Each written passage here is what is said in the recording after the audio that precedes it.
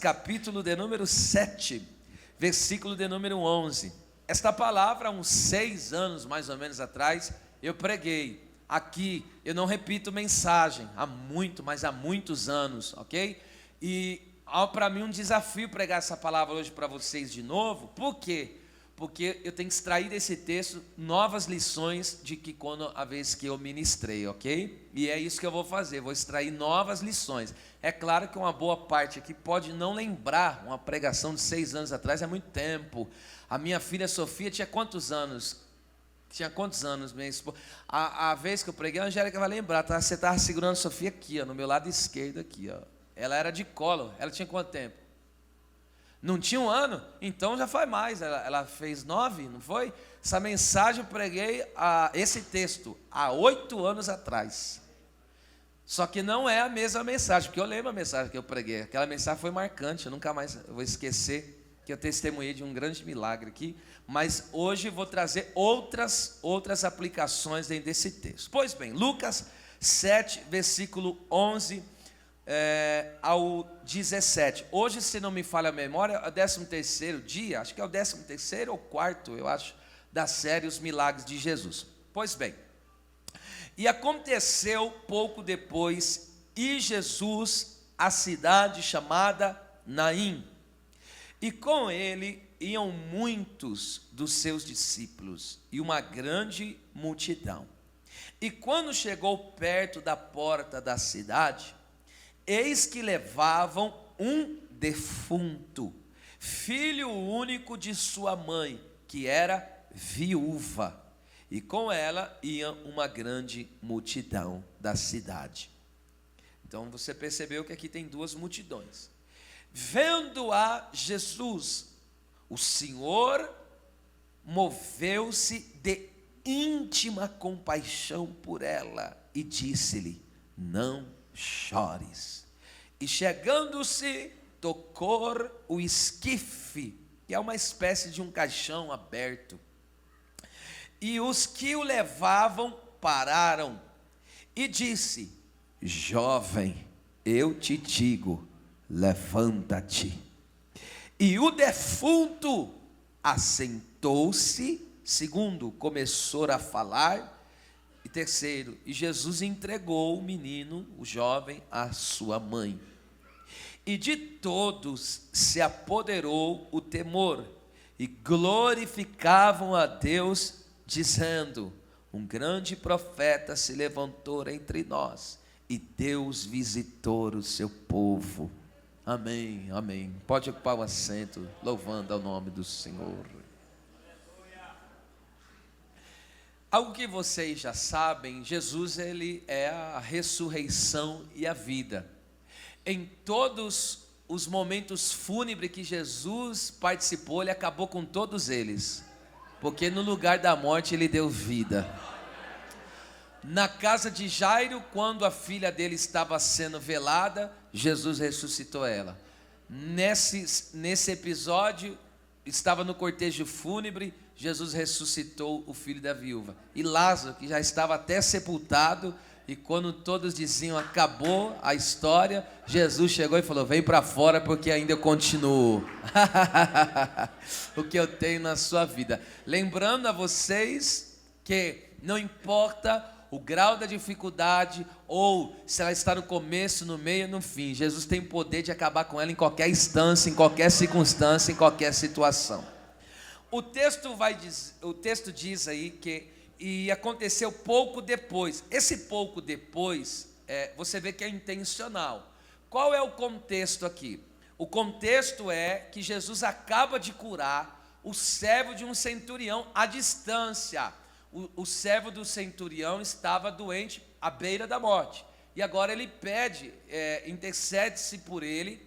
E ele pede: Senhor, vem socorrer o meu servo aqui, que eu amo muito, eu tenho ele em grande estima. E ele fala: olha, eu tenho autoridade, mas sei que a tua é incomparável. Eu tenho autoridade sobre homens, digo para eles vai, ele vai, digo vem, ele vem. Mas a tua autoridade é uma autoridade suprema, é uma autoridade superior. O Senhor manda no céu, manda na terra, manda debaixo da terra, e o que o Senhor falar vai acontecer. Então manda uma só palavra, e o meu servo vai ser curado, porque para quem crê uma só palavra basta. E agora, veja, Jesus ele cura a distância, mas agora Jesus vai agora socorrer esta viúva, e o texto diz que ele se aproximou, tanto perto quanto longe, não importa, ele cura da mesma forma, ele opera da mesma forma, porque está escrito em Jeremias, a tua mão é de perto, mas a tua mão é de longe também. Deus pode alcançar alguém que está aqui, mas pode alcançar alguém que está longe de você também. Uma coisa importante é que Jesus cura o servo do centurião. Centurião é uma posição de destaque, é alguém da alta sociedade. Esta mulher viúva é uma mulher muito vulnerável, ok? Ainda mais com as perdas que ela estava vivendo. Então é uma mulher que estava vivendo uma situação totalmente baixa, é uma mulher que estava em uma condição totalmente precária. Então veja que aqui Deus está nos revelando que no plano da salvação não há acepção de pessoas. Ele salva tanto grande como ele salva tanto pequeno. Ele salva o pobre, ele salva o rico. Não importa a classe social, não importa a cor. Onde tem uma alma que se quebranta, aí há uma alma para ser salva para a glória de Deus. É por isso que Jesus falou para Zaqueu rico, desce, e para o mendigo Bartimeu, Jesus falou, se levanta. Então no plano da salvação estão todos na mesma medida, ok? Agora perceba uma coisa, Jesus, oh meu Deus, isso é coisa tremenda. Jesus curou em Cafarnaum esse servo do centurião, e logo depois, logo em seguida, ressuscitou ali o filho da viúva na cidade em Naim. 3 coisas sobre isso. Primeiro, Jesus é a fonte de todo o bem. Jesus é a fonte de cura, de milagre, de todo o bem que há. Em Atos 10:38 está escrito que Jesus foi ungido, Jesus de Nazaré foi ungido pelo Senhor Deus com o Espírito Santo e com poder, o qual andou fazendo bem, o bem. Jesus é a fonte de todo o bem. Todo o bem emana dele, tudo que é bom emana de Jesus Cristo, louvado seja. Ele é a fonte de toda a bondade, ele é bom, ele é maravilhoso. Segundo, veja, ele curou ontem e agora está curando hoje. Curou ontem em Cafarnaum e agora está curando hoje em Naim. Por que ele curou ontem e está curando hoje? Porque ele não muda. Em Hebreus 13:8 está escrito: ele é o mesmo ontem, ele é o mesmo hoje e eternamente. Ele nunca mudou e nunca mudará. Operou ontem, opera hoje e operará amanhã. Salvou ontem, salva hoje e vai salvar amanhã. Libertou ontem, liberta hoje, libertará amanhã. Abriu porta ontem, vai abrir hoje e vai abrir amanhã também. Aleluia. Uma terceira coisa especial nesse texto é que, veja, quando o texto diz logo depois, irmão, acabou de Jesus de livrar um homem da morte, o homem estava à beira da morte, Jesus cura, só que agora ele vai ressuscitar alguém que estava morto. Então curar alguém é menor do que ressuscitar, ou seja, uma ressurreição é um milagre. A cura já está dizendo, é uma cura, ok? Embora seja tremendo, só que a ressurreição é maior. Então significa que ontem Jesus fez um milagre que é menor, e no dia de hoje Jesus está fazendo um milagre maior. Então veja, às vezes tem pessoas que falam, Deus operou ontem e já se acomodou com isso. Deus está falando, eu fiz ontem, mas hoje eu tenho maior. Aleluia, aleluia, porque o nível de operação de Deus na tua vida, nesta igreja e no reino, só vai crescer, só vai aumentar, louvado seja o seu nome. E é por isso que ele falou em João 1,50 para Natanael. Jesus lançou uma bomba espiritual no peito dele, e ali revelou algo particular, e Natanael falou, Rei meu e Deus meu. Jesus falou, só porque eu te disse que te vi debaixo da figueira, tu crês? Eu te digo que daqui em diante você verá coisas maiores. Coisas maiores. Quem já viu Deus operar? Quem já experimentou Deus operar? Já? Todos aqui, ok? Mas se prepare, porque tem coisa maior vindo por aí. Elabacachai. Deus vai fazer coisas maiores na tua casa. Deus vai fazer coisas maiores no teu ministério. Deus vai fazer coisas maiores na tua vida. Aleluia. Outra lição que nós extraímos desse texto: Naim, oh meu Deus, era um lugar pequeno e sem expressão. Por que não tinha expressão aquele vilarejo? É o único momento na Bíblia que fala dessa cidade. É cidade aqui, mas era na verdade um pequeno vilarejo. E por que ela não tinha expressão? Pois nenhuma grande personalidade havia pisado lá. Não se fala que nenhum profeta pisou lá, ou que nenhum governador pisou lá, ou que algum imperador pisou lá. Então veja, o prefeito, o governador não pisou lá, o imperador não pisou lá, mas o rei dos reis, o Senhor dos senhores colocou o pé num lugar que não tinha expressão, num lugar onde só aparece uma única vez da história.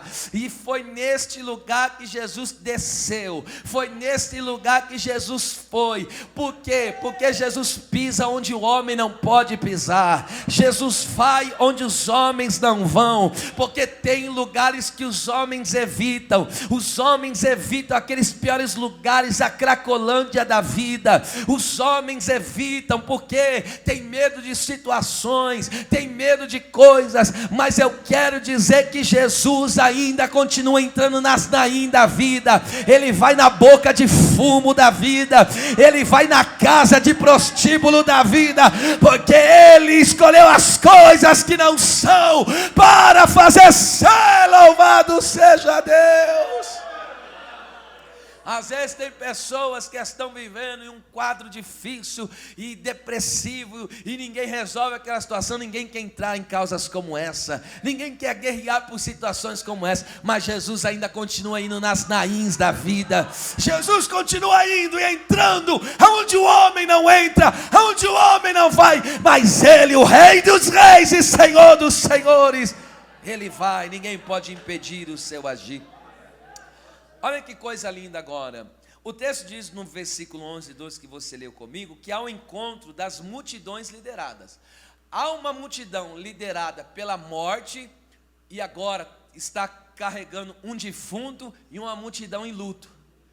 Mas há uma outra multidão que está sendo liderada pelo príncipe da vida, pelo Senhor da vida, pelo Senhor Jesus.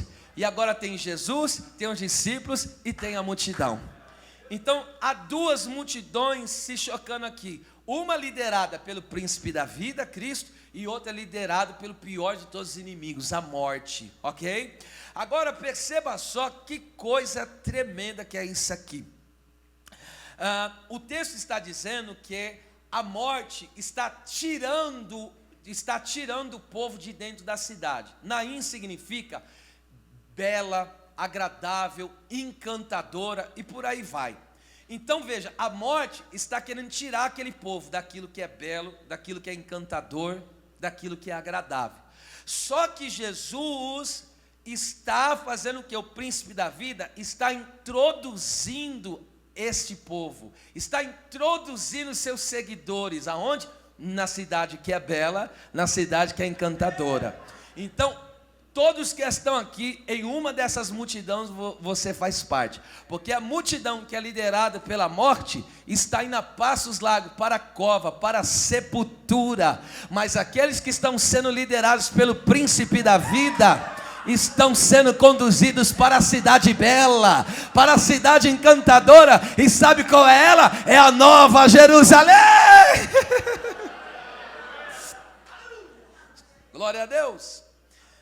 Veja só que coisa tremenda. Uma multidão, a multidão conduzida pela morte, tem três coisas: tem cinza, tem tristeza e tem espírito angustiado. Agora a multidão que está sendo liderada por Cristo tem coroa, tem óleo de alegria e tem veste de louvor.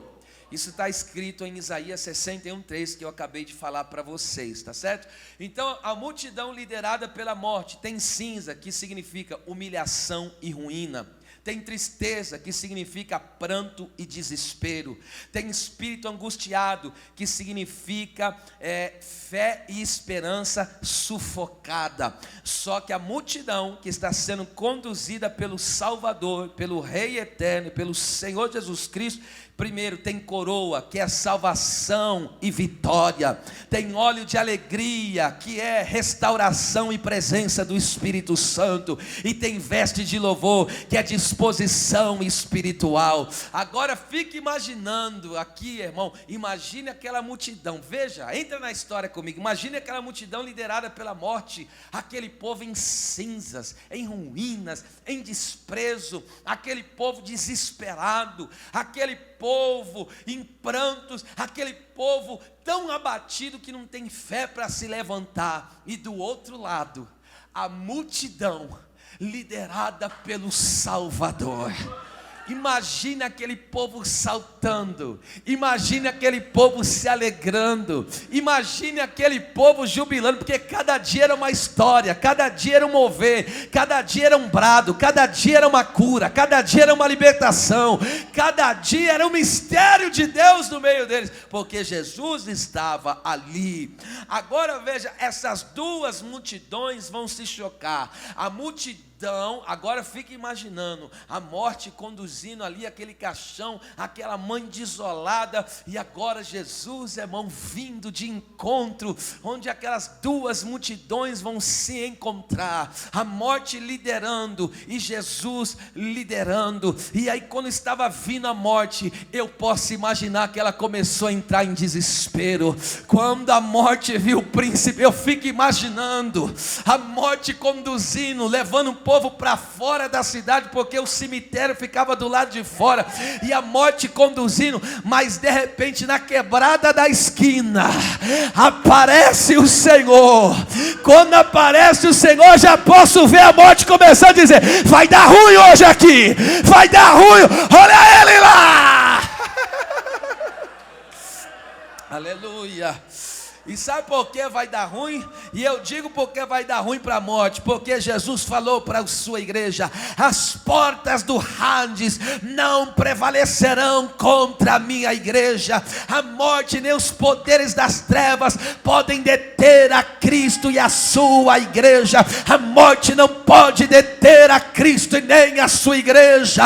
Nós somos um povo mais do que vitorioso. Nenhuma força das trevas pode prevalecer contra a tua vida. Então você que faz parte da multidão que segue a Cristo, levanta a tua cabeça, reage, meu filho, porque o príncipe da vida chegou.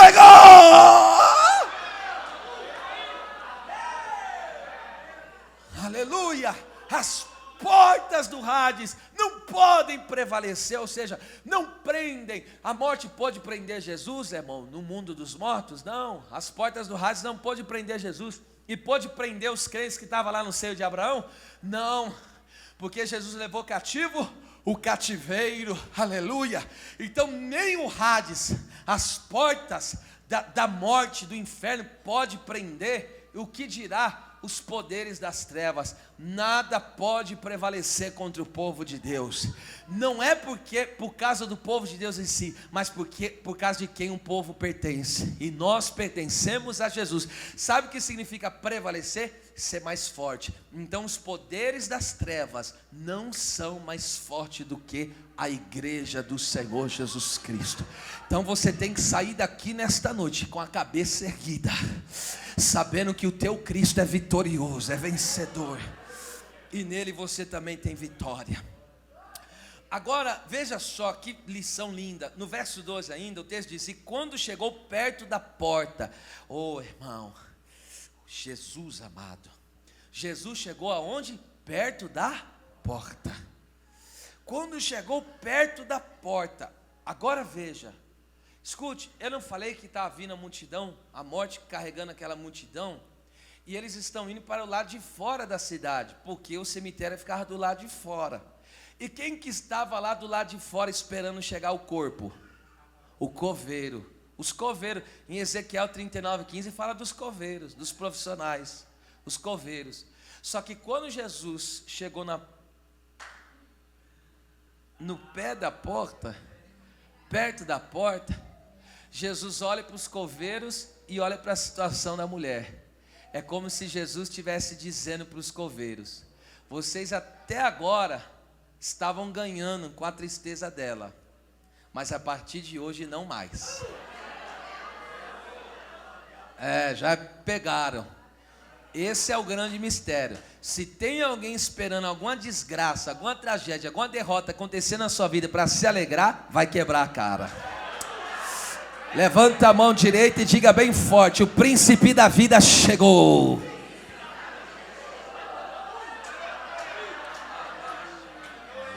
Aleluia, aleluia. Se algum invejoso salafrário, se algum endemoniado, ou se os próprios demônios estavam ali se alegrando, dizendo: acabou para ele, acabou para ela, estavam pensando que ia entulhar a sua vida, ia enterrar aquilo que Deus tem com você, Deus chega aqui nesta noite e diz: eu parei na porta da tua Naim e vou frustrar os planos dos coveiros. Ninguém vai ganhar com a tua desgraça, porque não haverá desgraça, porque você está debaixo de graça. Eita, eu vou falar de novo. Não, diga forte: não haverá desgraça, porque eu estou debaixo da graça. Alacômia, ela baixanda canta lá subcantarápia. Se alguém estava esperando alguma situação dar errada para começar a contar vantagem e se alegrar, vai quebrar a cara, porque Jesus vai frustrar hoje os coveiros. Eita Deus, sai dessa. Porta fala de... Quando Jesus se coloca na porta, a porta fala de limite. Jesus colocou um limite naquele sofrimento. Oh, irmão, quando Jesus se coloca na porta, eu pergunto: a morte pode passar dali? Aleluia! Quando Jesus se coloca na porta, Jesus está dizendo para a morte, para a luta daquela mulher: os seus dias não, os seus segundos estão contados. O seu momento de causar tudo isso que você estava causando na vida desta mulher estão contados. Porque aonde que a luta daquela mulher acaba? Na pessoa bendita de Jesus. Aonde é que o seu sofrimento acaba? Em Jesus. Você não entendeu? Olha só, Jesus diz: eu permiti esse sofrimento vir até aqui, mas hoje eu me coloquei na porta da tua vida. Eu me coloquei, você estava no limite, mas Jesus chegou e disse: até aqui esse problema veio, mas daqui não vai mais. Meu Deus, meu Jesus amado, até aqui essa luta veio, mas daqui não vai passar. Até aqui esse problema chegou, mas daqui é o fim dele. O fim dele é hoje na presença do Senhor. Outra coisa importante de Jesus ter estado ali na porta, irmão, a porta era o lugar onde as pessoas resolviam as causas. Toda causa judicial, social, era tudo resolvido na porta. A porta era um lugar muito importante nas cidades. Agora, quando Jesus, isso aqui é forte, quando Jesus se coloca na porta, ele está se colocando aqui como duas pessoas. Primeiro, ele se coloca como advogado das causas impossíveis. Segundo, ele se coloca como juiz de toda a terra. Você não entendeu. Sabe por que Jesus se colocou na porta? Jesus falou: peguei tua causa. Peguei a tua causa e é eu que vou resolver. Vocês não estão aqui. Vou repetir. Jesus se colocou na porta da cidade e está dizendo: eu sou o teu advogado, e tem mais uma coisa: sou o teu juiz. Ele é advogado que nunca perdeu causa, e ele é o juiz que bate o martelo. A última palavra não é da morte, a última palavra é do rei. Eita Deus, oh meu Deus. Quem tem uma causa aqui para ser resolvida? Quem tem? Saculeja a mão assim. Quem tem uma causa? Jesus está pegando hoje ela. Alacome nefácia, labacome narasai. E a Bíblia diz em Isaías 14:20, meu Deus, tem uma graça diferente aqui. Ele falou: quando eu determino, ninguém pode invalidar. E quando eu estendo a minha mão, ninguém pode fazer a minha mão retroceder. Hoje a tua causa está na mão. Está na mão. Eu vejo Deus resolvendo situações aqui. Eu vejo Deus resolvendo causas aqui. Uracama subdegécia. Glória a Deus. Oh meu Deus. O verso 13, o texto diz: agora Jesus, ao ficar ali na porta, veja a cena, aquela multidão vindo, Jesus se prontifica ali na porta, dizendo: daqui não vão passar. Daqui eu não deixo passar. Essa mulher sofreu até hoje, mas hoje acaba isso. Hoje acaba isso na vida dela. Aleluia. E agora, quando estava vindo, quem é a primeira pessoa que ele vê? Ela. Jesus viu a sofredora. No meio de toda uma multidão, Jesus viu a causa daquela mulher. Agora escute, no texto anterior de Cafarnaum, do servo do centurião, o centurião e também os judeus intercederam para que o servo dele fosse curado. Agora me mostra no texto alguém intercedendo por essa mulher. Me mostra no texto ela orando ou alguém intercedendo por ela. Ninguém orou, ninguém intercedeu. Este milagre não foi pedido, mas eu tenho uma boa notícia: estava na agenda de Deus. Eu vou repetir isso aqui. Ah, meu Deus. Ela não pediu e ninguém orou por ela, mas esse milagre estava na agenda de Deus. Você não entendeu, mas tem coisa que você nem vai pedir e ninguém nem vai orar por você, mas Deus vai providenciar. Mas Deus vai fazer. Tem milagre que você vai viver que você nem pediu, mas Deus viu que você necessitava. Oh meu Deus, oh meu Deus, o que é isso? Então tem coisas que você vai viver, por quê? Porque Ele é gracioso assim mesmo. Você não pediu, você não, nesse não, esse aqui não foi pedido, esse aqui não foi insistido, mas Deus fez. Veja como que Ele é tremendo, hein? Ele fez por quê? Porque Ele é totalmente gracioso. Agora no verso 3, a parte B diz: e o Senhor, quando viu essa mulher, o Senhor moveu-se de íntima compaixão por ela. Jesus, irmão, olha que coisa fantástica. Jesus, ele sai de uma localidade que é praticamente um dia de distância. É um dia de distância.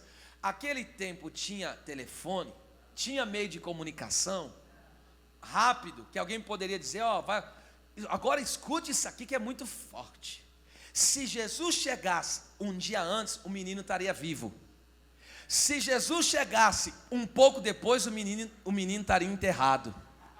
Então, Ele não chega nem antes e não chega nem depois. Ele chegou na hora. Vocês estão aqui? Oh meu Deus do céu. Tem alguém aqui que tem chorado, mas Deus está dizendo para você: eu nem adiantei nem atrasei, estou chegando no momento oportuno, estou chegando no momento exato. Eu cheguei no limite, mas cheguei.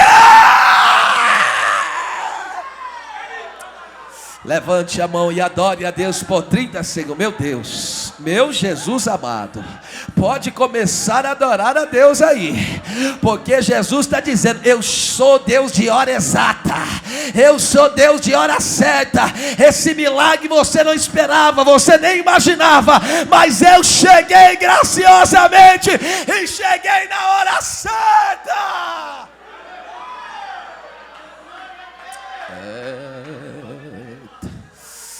Eita Deus. Aí Jesus disse para ela: não chores. Não chores. 4 motivos porque Jesus falou para ela não chorar. Primeiro motivo: parar de chorar antes de ver o milagre é fé. Imagine só, a mulher é o único filho que ela tem, ainda é viúva. E Jesus fala para ela, não chores. Isso é incabível. Mas quando ele diz não chores, Jesus está provocando a fé dessa mulher. Porque a Bíblia diz, tudo é possível ao que crê. Aleluia. Então, tem coisa na sua vida que você já pode começar a agradecer. Pastor, mas não aconteceu. Mas já vai agradecendo, porque pela fé você já pode armar o culto de ação de graça lá dentro. Eita! Lá dentro daquela casa. Por quê? Tudo é possível ao que crê. Deus está arrancando barreira da limitação hoje aqui. E está dizendo, pode organizar aquele culto de ação de graça que você está esperando. Porque é garantido que eu vou fazer. Aleluia. Você crê nessa palavra? Segundo, que ele diz não chores. Segundo significado, o Senhor nos consola em toda a nossa tribulação. Esse texto eu até quero ler. Em 2 Coríntios 1, 3 e 4, Paulo fala, bendito seja o Deus e Pai de nosso Senhor Jesus Cristo. O Deus é 2 Coríntios 1, 3 e o 4. Olha, o segundo, olha lá. Bendito seja o Deus e Pai de nosso Senhor Jesus Cristo, Pai das misericórdias, e o Deus de toda consolação. Por que Jesus falou para ela, não chores? Porque Ele é o Deus de toda consolação. Aí o verso 4, que nos consola em toda a nossa tribulação. Então quer saber de uma coisa? Você não ficará sem consolo. O que é consolo? É ser fortalecido. Então Deus está dizendo, por que Jesus fala para ela, não chore? Porque o próprio consolo estava ali. Aleluia. E Ele não nos consola só em uma e em outra situação. Ele é o Deus de toda a consolação. Deus vai lhe fortalecer em cada âmbito da sua vida. Em cada situação que estava te fragilizando, Jesus está dizendo, eu estou te consolando nessa noite. Terceiro, esse aqui é violento. Terceiro, por que Jesus falou para ela não chores? Porque Cristo é o maior vencedor da história. Escute, quem diz isso é João, no capítulo 5, só citando do versículo 1 em diante, o texto diz, e agora aparece um anjo forte bradando, e ali estava Deus, o Pai, e na sua mão estava um livro, selado por dentro e por fora, e o anjo forte bradava, quem é digno de abrir o livro e desatar os seus 7 selos? E o texto diz que ninguém, nem no céu, irmão, nem na terra, e nem debaixo da terra, foi digno de abrir o livro, nem de olhar para ele. E o que João fazia? Chorava muito. E eu chorava muito, porque aquele livro fala da história da redenção da humanidade, ou seja, do juízo dos incrédulos e da vitória dos santos. Se ninguém tem o poder de abrir aquele livro, ou seja, a história não tem desfecho, e João está desesperado, mas de repente vem um anjo, e chegou e falou para ele o quê? Não chores. Eis aí o leão da tribo de Judá, o que morreu e ressuscitou. Ele é digno de abrir o livro e desatar os seus selos. Ele é o maior vencedor da história. E quarto e último, por que Jesus disse para ela não chore? Sabe por quê? Porque há uma promessa de vida eterna. Em Apocalipse 21:4 diz, e Deus limpará de nossos olhos todas as nossas lágrimas. Pois bem, e agora chega o versículo 14, e o texto diz, meu Deus, e chegando-se Jesus, tocou o esquife, meu Deus, e Jesus toca no esquife. Quando Jesus toca no esquife, isso é um dado importante, por quê? Irmão, essa mulher, ela era o quê? Viúva. Se ela era viúva, o marido morreu, e o filho que ela tinha era único, e o filho único dela também morreu. Naquela época, escute o que eu estou falando, naquela época, a figura masculina era a figura da proteção do lar e da provisão do lar. Então, quando morre o marido, quem agora é o protetor e o provedor da casa? O filho. Só que agora o provedor e o protetor da casa também morre. Então morreu a proteção, morreu a provisão, morreu a família, morreu os sonhos, e morreu a história dela. Por que morreu a história? Porque morreu o único filho que ela tinha, e agora a história dela estava sendo toda sepultada. Então tudo que ela tinha estava onde? O que estava no esquife não era só o filho, era a proteção, era a provisão, era a família, era a história, eram os sonhos, eram as projeções, era o futuro. Tudo estava dentro do caixão, tudo estava dentro do esquife. E agora, veja, o texto diz que estão indo enterrar a família, a provisão, a proteção, tudo, os sonhos, tudo que ela tinha está indo para ser enterrado. Mas Jesus, veja, Jesus não chegou e tocou no menino, não, ele não tocou no menino. Jesus, ele chega e toca no esquife, como que querendo dizer para essa mulher: não vão enterrar sua família, não vão enterrar sua história, você não vai ficar desprotegida, e tem uma coisa, não vão enterrar sua provisão. Aleluia, glória seja dada ao nome do Senhor. Então entenda uma coisa, vamos lá, Jesus tocou, quando toca no esquife, está tocando na família. Jesus está dizendo para alguém aqui: Ele não vai deixar que a sua família seja sepultada.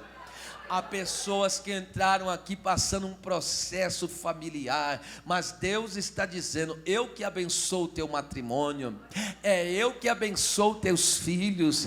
Ei, você estará debaixo, ou melhor, está já debaixo da bênção do Salmo 128. Aquele que teme ao Senhor comerá do trabalho das suas mãos, feliz será e próspero. A sua esposa será como uma videira frutífera, e os filhos como planta de oliveira ao redor da mesa. É esta bênção que Deus tem preparado. Se Satanás, se os demônios e se a morte pensou que ia sepultar a tua família, está muito enganada, porque Jesus entrou na tua rota, Jesus entrou no teu caminho, Jesus veio colidir hoje com esta situação.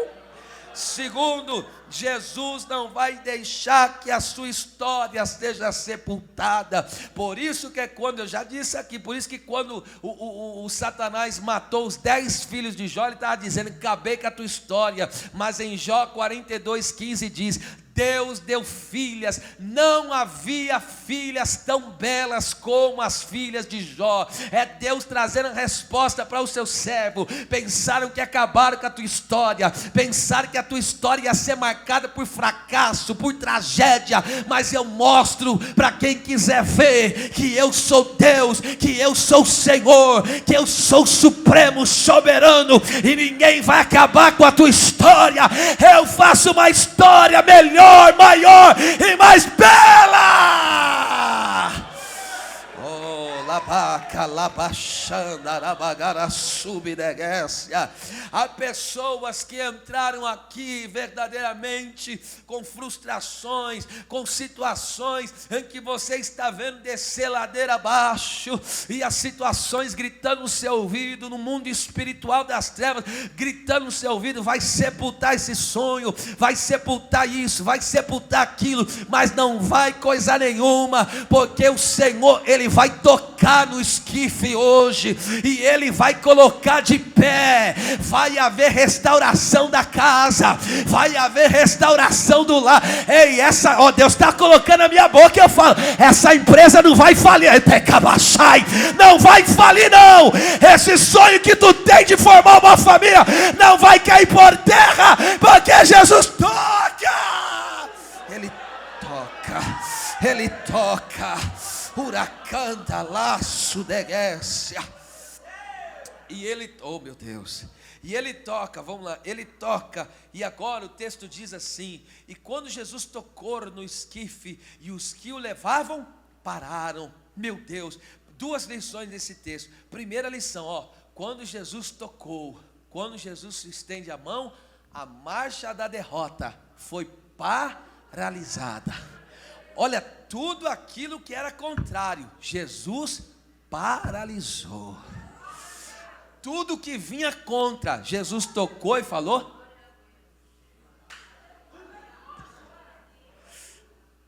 João 18,6 diz assim: quando Jesus se manifestou e disse: sou eu, olha o que aconteceu, o inimigo recuou e caiu.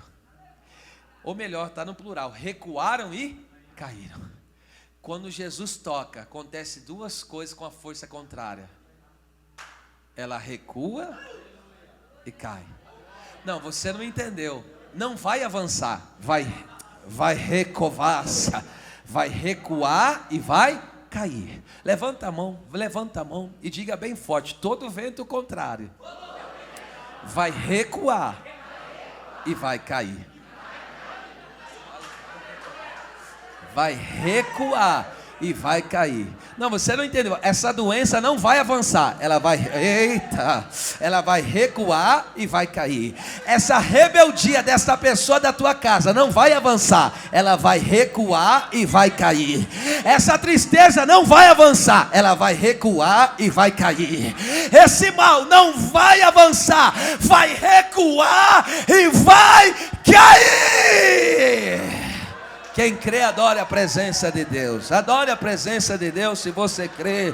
Deus está fazendo recuar e cair. Eu vou repetir tudo de novo. Aleluia. Aquilo que era contrário vai recuar e vai cair. Essa doença não vai tomar o teu corpo. Vai recuar e vai cair. Essa miséria, essa escassez não vai avançar. Ela vai recuar e vai cair. Todo desânimo não vai avançar, vai recuar e vai cair. Oh meu Deus, estou sentindo Deus aqui. Oh, estou sentindo uma graça violenta aqui. Huracanda lavachere me comanácia. Upacachai. Pega essa aqui para a gente se alegrar. Segundo significado, quando Jesus toca, é paralisado ali aquele cortejo fúnebre. Segunda coisa, irmão, isso aqui é tão tremendo.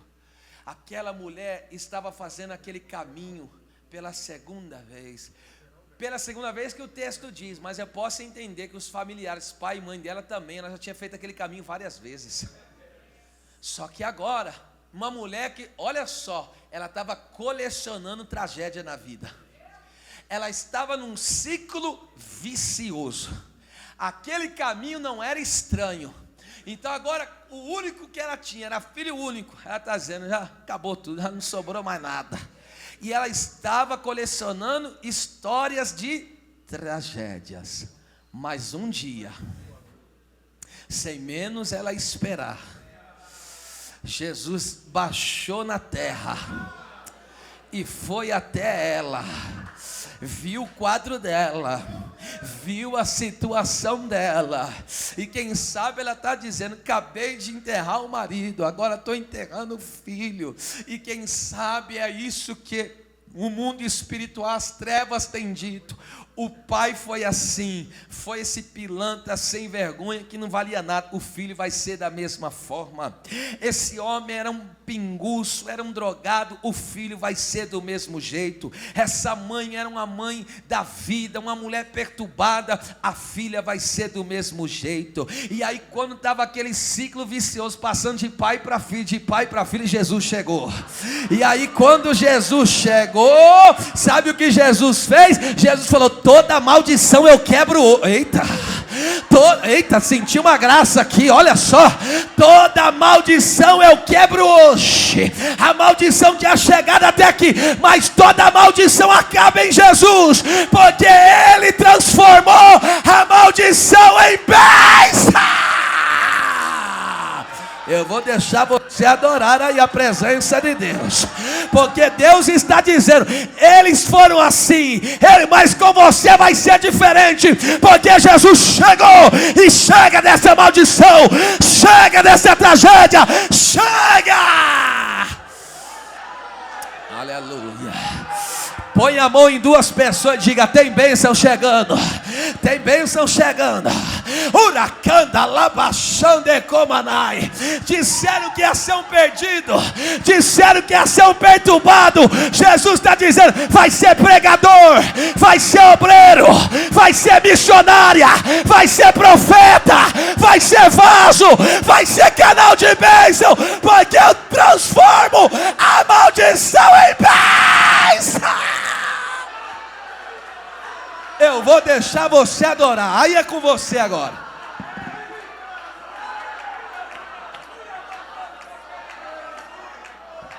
Aleluia. Não, tem alguém que não está entendendo, se não tinha aumentado o volume da adoração. Jesus está dizendo: eu estou quebrando todo o ciclo de maldição.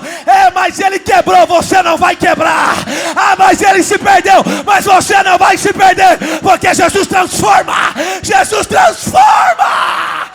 Macachai, elebacome, olha lá, eu estou ouvindo aqui barulho de correntes e cadeados sendo quebrado, porque Jesus, o pripapacalapra problema façai, ó. Deixa eu ver quem vai adorar. Deixa eu ver quem vai adorar. Ei, todo ciclo de maldição. Pega, minha filha. Pega.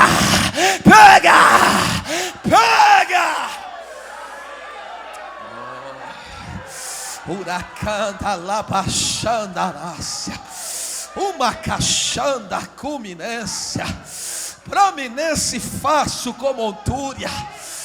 Tem uma porta que abriu aqui, gente. Huracande rebido que fácia, huracande lebrachande comontúria sai, elebra comina canteria candelebra súbia, elebra cominar a candelebra caia. Eu não sei qual é o abismo que essa pessoa está, mas a mão de Jesus é grande. Jesus está descendo no mais profundo do abismo e está dizendo: eu quebro essa maldição, é hoje.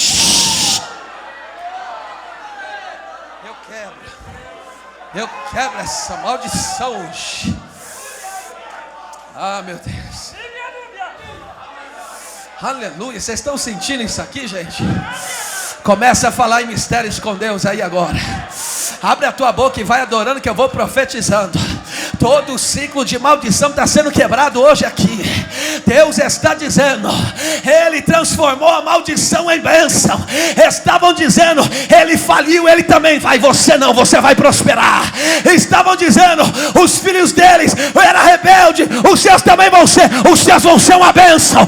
Eles estavam dizendo: o fim dele é as drogas, é a cadeia à morte. O fim dele é a Nova Jerusalém. É ser um profeta.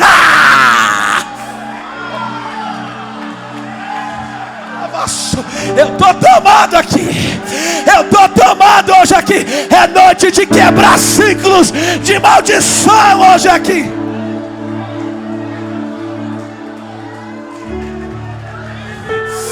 Cadê você? Cadê você?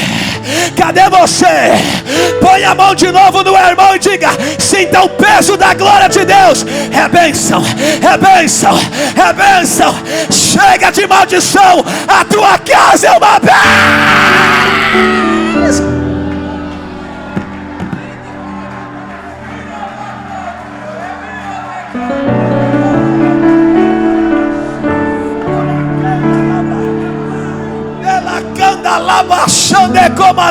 Tem gente que vai largar o pó da farinha para entrar no pó da presença da humilhação. Oh meu, olha ela, pega.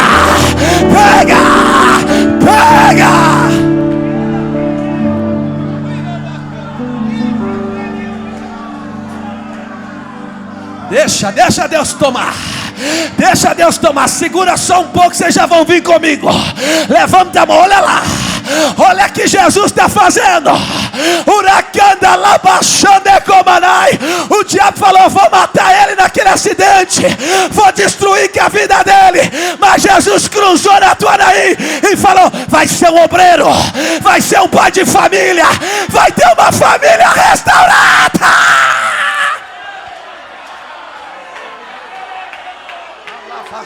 Xandaraço, Uracalavax, Alassúria, Quemanarra Xéria, Uplacaço.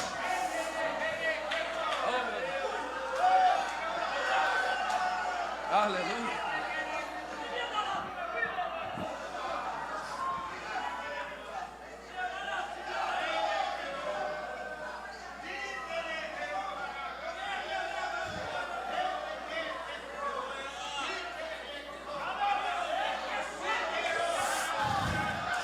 Faça o que o Espírito está mandando. Levanta a mão do seu irmão no terceiro andar aí agora. Levanta a mão dele, E você que é batizado com o Espírito Santo vai falar em línguas. E quem não é, vai adorar, vai dar glória e louvor ao nome de Deus. Porque vai passar uma unção aqui terrível. E onde havia maldição, Deus vai tocar em bênção. Onde havia vício, vai ter libertação. Onde havia miséria, vai ter prosperidade. Onde havia alguém perdido, vai ter salvação. Recebe aí, abre a boca e adora a Deus com teu irmão aí. Pega essa glória, pega essa unção, pega esse poder, pega essa graça.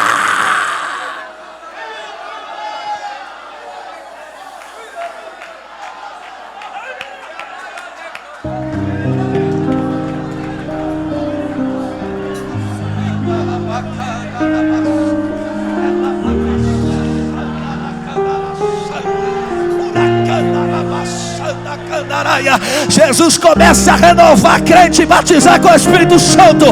Ao som desse mover, ao som desse mover, seja tomado, seja tomado, seja tomado.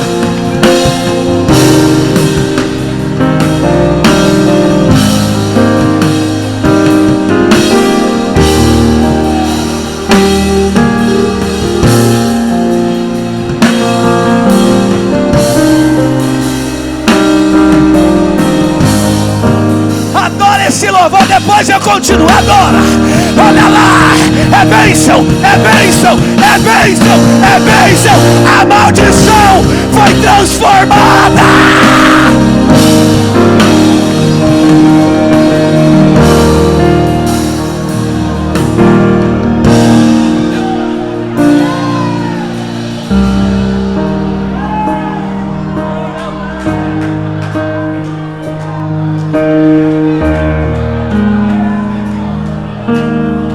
De pé e adora, depois eu termino.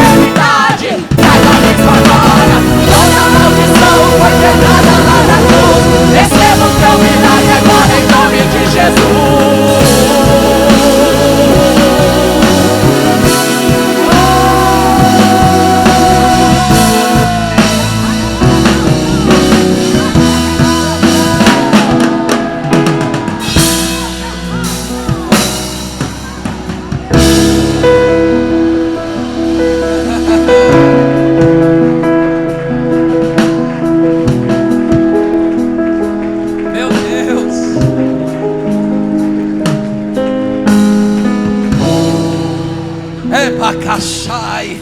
Levante as duas mãos e diga bem forte: todo enterro hoje está cancelado. Olha, de pé mesmo, eu vou terminar com vocês de pé, mas eu vou terminar a mensagem para não ficar pela metade. Deixa Deus mover aí, tá? Agora escute, de pé mesmo, do jeito que você está, deixa Deus tomar os vasos, não tem problema não. Agora o texto diz aí, oh meu Deus, que coisa linda.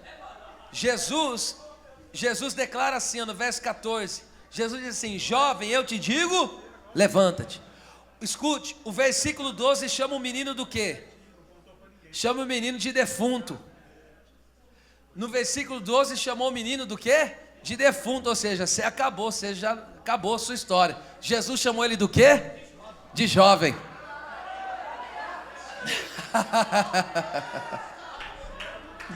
Onde viram falência, Jesus está dizendo: só estou começando. Onde disseram, aqui acabou, Jesus está dizendo, aqui é o começo de uma grande... Eita, cachai! Caçúria!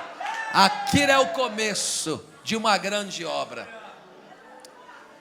Agora o texto diz: e o defunto assentou-se e começou a falar e entregou a sua mãe. 3 coisas rápidas aqui. Eu tinha muito conteúdo aqui, mas eu vou trazer os pontos para vocês. 3 coisas que a morte espiritual tira de alguém. Primeiro, tira a comunhão. Segundo, o louvor. Terceiro, o fervor. Assentar ali na cultura judaica é uma questão de ter comunhão, tá certo? Então, veja, a primeira coisa, quando ele ressuscitou, ele se assentou, ou seja, Jesus restaurou a comunhão, a intimidade. Segunda coisa que a morte quer roubar, a morte espiritual quer roubar das pessoas, o louvor. Quer ver só? Salmo 115, 17, a Bíblia diz que os mortos não louvam o Senhor, e nem quem fica em silêncio. Veja só, está aí, ó. Os mortos não louvam o Senhor, nem os que descem ao silêncio. Então veja, povo que fica em silêncio e não louva a Deus é morto. Os mortos não louvam o Senhor, mas quem está vivo aqui? Aleluia. Vamos mais 30 segundos de louvor.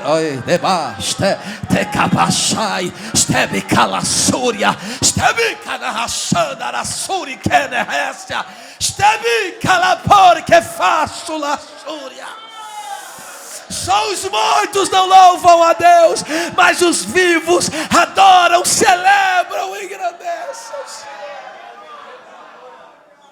Terceira coisa que alguém morto espiritual pede. O que Jesus fez? Jesus entregou o menino na onde? Nos braços da mãe. Braço da mãe falando o quê? De amor fervoroso. Alguém que está morto espiritualmente perdeu o calor do Espírito, do fogo de Deus. Então Jesus, ao ressuscitar ele, está trazendo de volta a comunhão, intimidade, está trazendo de volta o louvor e o fervor espiritual. Vamos lá? E Jesus entregou para quem? Para a mãe. A mãe vinha com o filho como? Mas Jesus devolveu como? Não, a caçaraia. Oh meu Deus, eu estou tomado. Também a semana inteira, você é doido. E eu estou para lá de Bagdá, estou embriagado. Mas não é da cachaça, é do Espírito.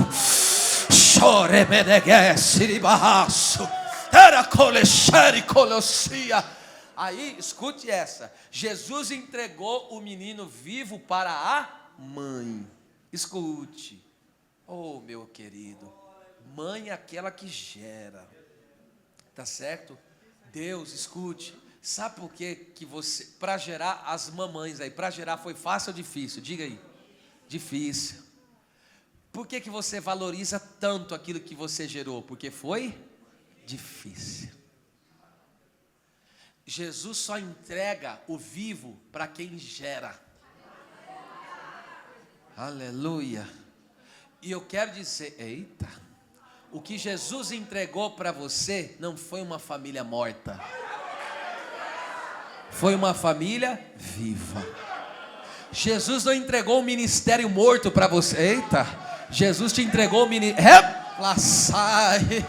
um ministério vivo.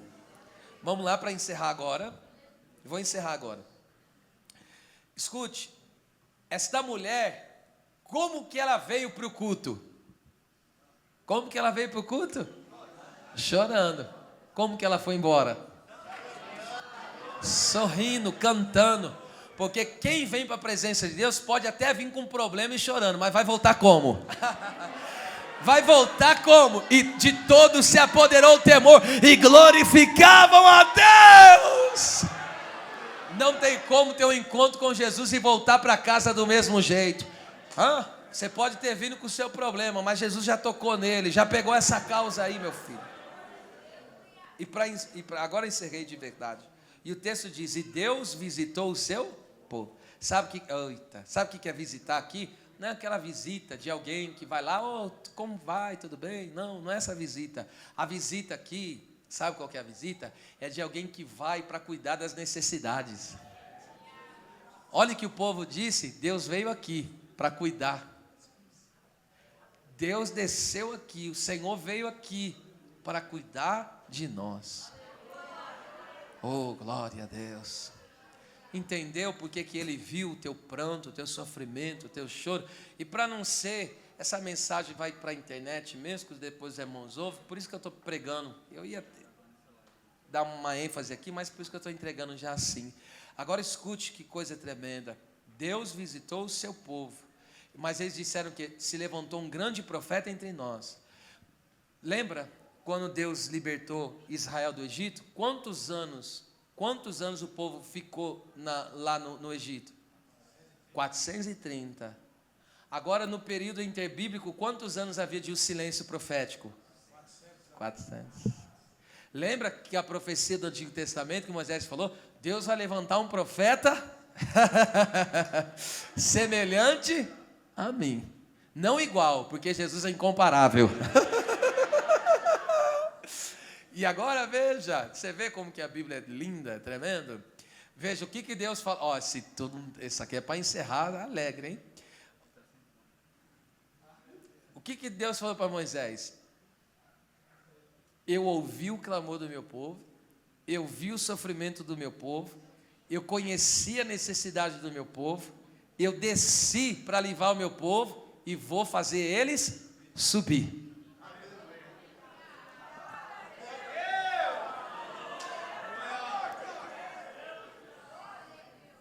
Jesus viu, aleluia, Jesus conheceu as necessidades desta mulher, ok? Jesus livrou esta mulher, e agora o que ele vai fazer? Vai fazer subir. É isso que Jesus vai fazer conosco, tá bom?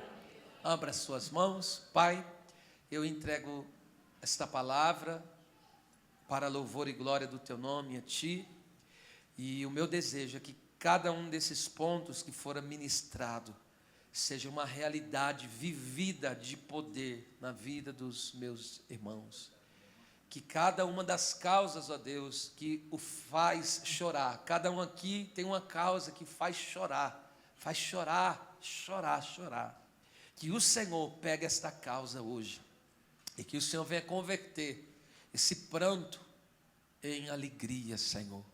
Que essas cinzas venham a ser transformadas em ornamento, ó Deus.